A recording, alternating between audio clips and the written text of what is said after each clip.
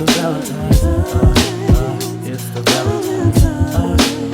It's the Valentine. It's the Valentine. It's the Valentine.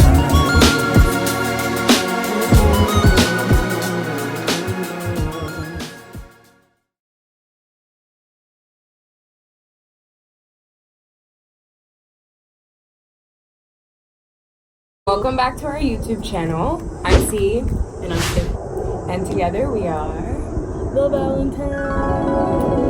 Be rude. We have a fellow Valentiner here.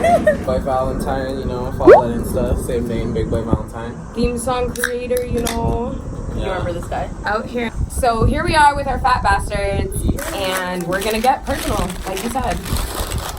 I get to play pretty much like Dr. Phil. What should this be called? Like growing up as a Valentine? Like Growing up as a Valentine. I think it should be named Slash LGBT in a religious home. Yeah.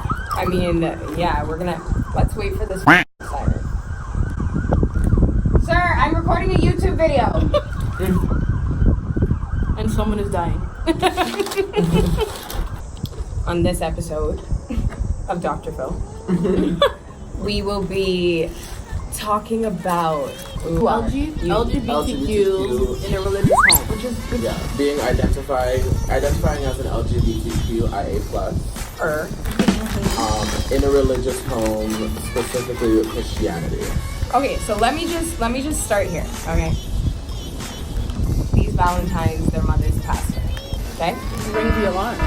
Let me ask you, I look like a hobo, but it's let me ask you, what was it like, what's your coming out story with your mom? Like, a condensed version of what it was like, at least that big. If you haven't already, grab your snacks or your food, eat with us. Oh, that wasn't my drink, sorry. You just wanted to hear you say My coming out story? Pretty much, I was super young. Like, I was probably 15, 16. And I actually was with a family friend of mine, as well as that family friend's friend. If that makes sense. That's Can we give them, oh my god. Can we give them code names? I don't know. Something way out of the So we'll ballpark. call the older family friend Jay. Let's say the other girl, her code name is B. So I was at a banquet helping out at a banquet from another family friend. He has a restaurant and we were all there helping. Me, Jay, and B. Me and Jay were really close, like almost sisters, you know what I mean? With your family friends, yeah. Yeah. But that's my godfather's stepdaughter. The family thing. So that's my family. And I was exhausted, so I was sitting on Jay was sitting on the stairs and I was kneeling in front of her and I was laying on her lap. I saw B taking pictures of us and I was okay, what are you doing? Type thing, right? Got it. Then maybe a week later, my mom came to me as the pastor, she is, and was like, we need to talk. And I was like, oh, okay, cool, no problem. You're coming at me really aggressive for just a regular Thursday morning, but this is, I guess, right? And she was like,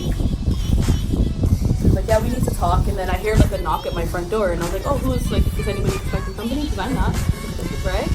who's coming? Who's that? Who's visiting, right? And so my mom was like, come downstairs, sit in the living room, and then I see B shows up at my house. So they're sitting in the two-seater, and me and my mom are sitting in the three-seater.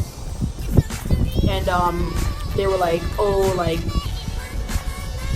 this is the pictures I have of them. And I was like, pictures? And then it hit me because I'm Annalise Kating all the time, right? It hit me boom, boom. Okay, these are the pictures she was taking.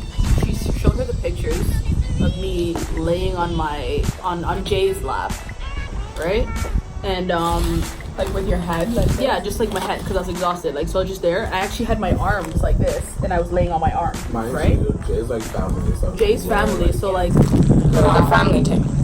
I lay on my mom's lap, I lay on my sister's lap.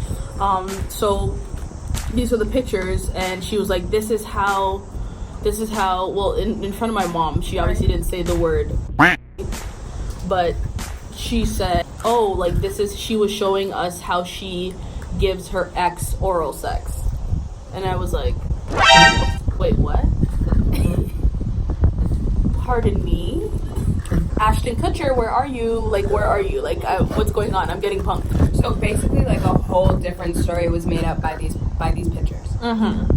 And that's what Mm-hmm. B and your godfather came over to do. Mine too, like, I swear the realty is she was mad that you just weren't laying on her. But Yeah.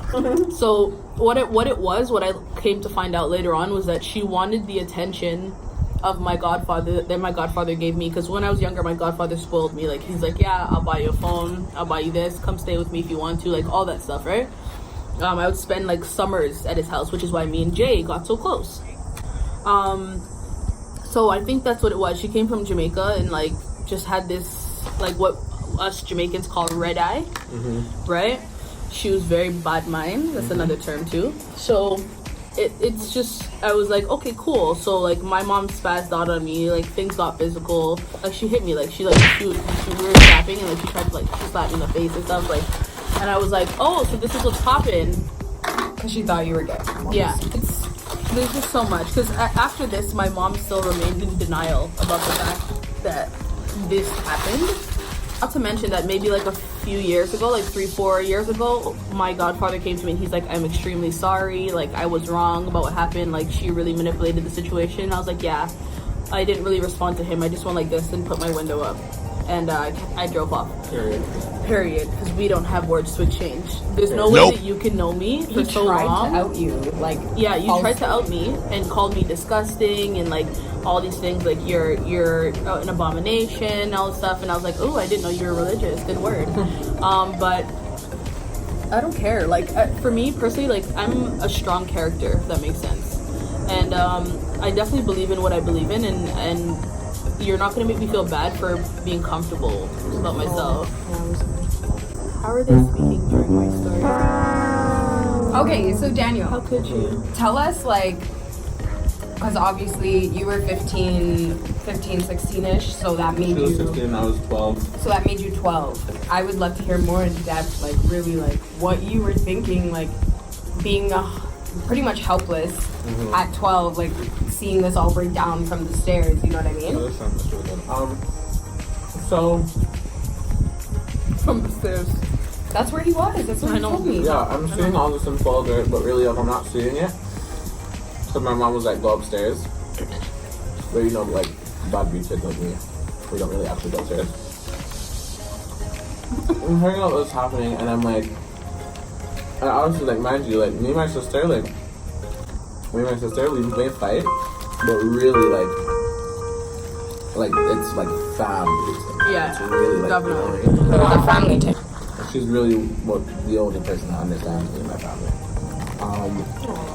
And so like now I'm like literally like breathing heavy. I'm crying on the steps because I'm hearing all this, and I'm hearing like, you know, the physical altercation, and I'm hearing like, oh, get out of my house, you're an abomination, and I just saw you and all that stuff, and I'm like, Oh yeah, she kicked me out. mind you, me and my sister identify as the same thing, right? So I'm hearing this, and I'm like, so, like, is this like this? Your future. You're literally seeing your yeah. future. Flash Like, is this my in front of your future? eyes. Because, you know, we're the only kids of hers that identify this way.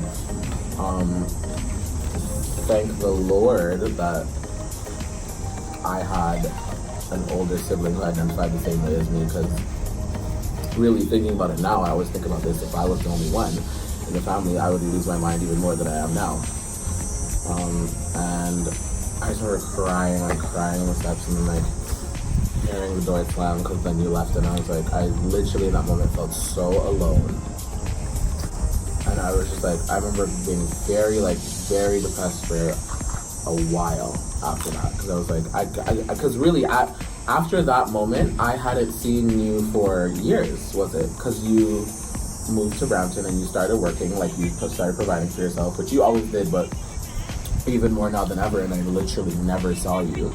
And I remember being like, it's so crazy, like how people can be so close and then something happened and like literally like you'll never, like you don't see them. Like, it was like the relationship took a stop, and it wasn't because of what like anything that we had between us. It was just because, you know, like it was life. I was at the age that I was most likely around mom. She wasn't looking to be around mom at the time, so anything that happened, we wouldn't really see each other because she would be like, well, is mom there? Oh, I'm not there. Or, like, you know what I mean? Wait, so that's like, crazy. When I started coming around, how long were you guys reconnected?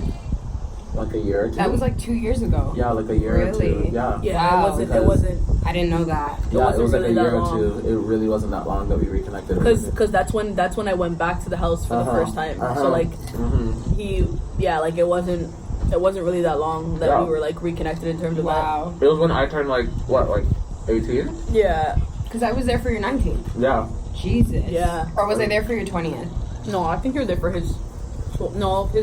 No, 19th was on Beer Cow, so yeah, it was 19. Yeah. Yeah. Holy crap. Yeah. Yeah. Wow. Yeah, literally. It was a long time. So basically, like, okay, from what I've taken from knowing you both and kind of experiencing the situation you guys have, I think what's been really important for you guys has been the perseverance. Because outside of what you come from, quote unquote, like the environment you come from, you guys are still who you are, and you've stayed true to yourself, like regardless. Kim's been kind of dropping these Easter eggs on the fact that like there is a part 2 to this story. We need one of our videos to get to just 100 likes. Give us a thumbs up on this video and leave a comment if you guys want to hear the part 2 of basically this coming out story. We loved sitting here chilling, vibing. Tell you guys. Food was tasty. Definitely ate it. Food was Finished mine. There's a couple bites left. But please don't forget to like, comment, and subscribe. Turn on those post notifications so you're around every time we're around. And we will see you later. Share with your friends, peeps. Stay beautiful, guys.